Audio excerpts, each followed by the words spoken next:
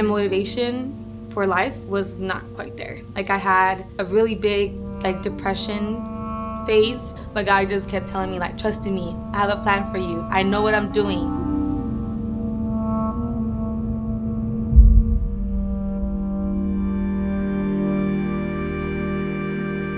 I was raised on the West Coast of the United States, particularly in Long Beach for the majority of my life, and I ended up getting baptized in September 25th, 2016. I realized that there was more to being a Christian than I had thought.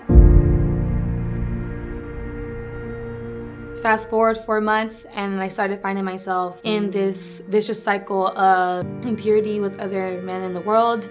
That happened various times. It happened so much that I almost got removed from the fellowship twice. To overcome it, I strongly believe God put people in my life to help me and hold my hand. And so I ended up talking to Sharon Miranda, and she really helped me overcome this.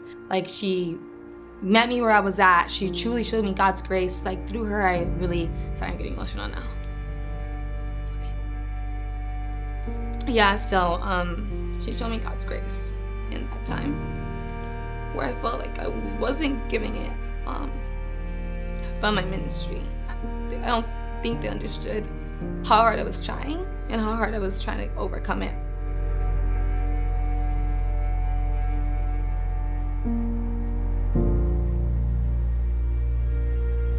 But I started to see that in digging through my life, I started to have flashbacks, I started to have nightmares. I don't remember them, but they feel like I lived through them. And so she asked me some questions, and she basically verified that these are the things that I endured, and they basically showed up as these because I blacked them out to survive. I put them in the back of my mind, and I was in survival mode ever since that point in time. And so it turns out that since I was very young, 5 years old, I was being sexually abused by someone I considered to be my father at that time, because he was there at every award ceremony, every dance recital. And then to realize that the one man that I trusted and that I really put up here, I think even at that time higher than God, you didn't just steal my purity, but you stole my innocence and my childhood. And that's something I can never get back. And then I realized this is why I have such a toxic cycle with men.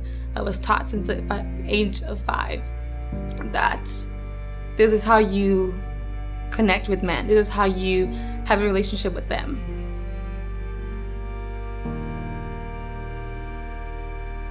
And so I ended up telling my mom, and that was really hard, because it's how do I tell you that your best friend's husband is doing this to me? My mom decided to step, way to give me that support. But in that, I was graduating that year, I was doing my ceremony, but I had to sacrifice not having them there, because it's okay, you guys can come, but not that one person.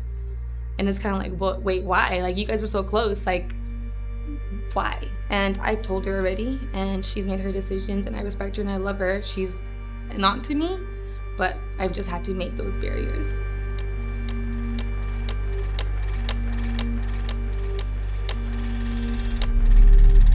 I know that was Satan just trying to deter me from my walk and deter me from what God had planned for me.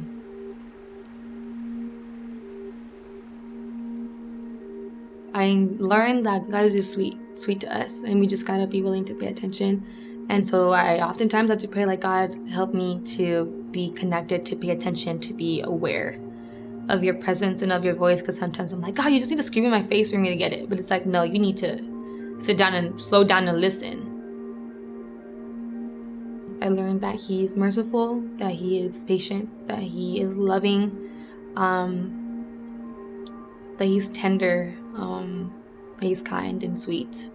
There's so many times where I'm not feeling good, and God just does something so small and simple to encourage me, and I'm I know that was you.